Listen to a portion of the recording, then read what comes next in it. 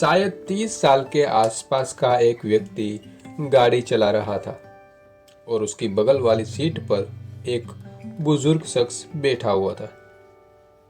गाड़ी शहर के अनाथ आश्रम में जाकर रुकी और उनमें से दोनों बाहर आए और अनाथ आश्रम में चले गए।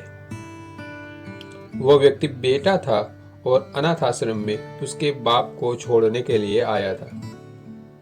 बेटा अपने बूढ़े बाप को अनाथ आश्रम में छोड़कर वापस आ रहा था, तभी बीवी का फोन आया।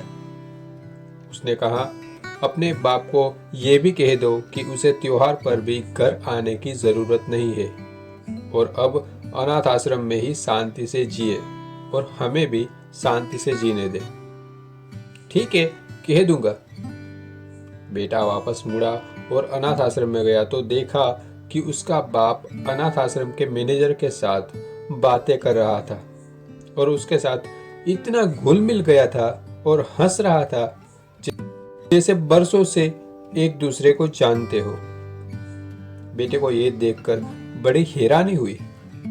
वो दोनों के पास पहुंचा और अनाथ आश्रम के मैनेजर से पूछा, सर, आप मेरे पिता को कैसे और कब से जानते हैं?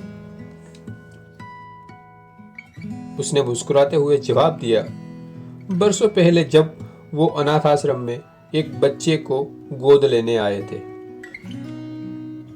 अगर कहानी की सीख आपको समझ नहीं आई तो मैनेजर का जवाब दूसरी बार पढ़ लीजिए।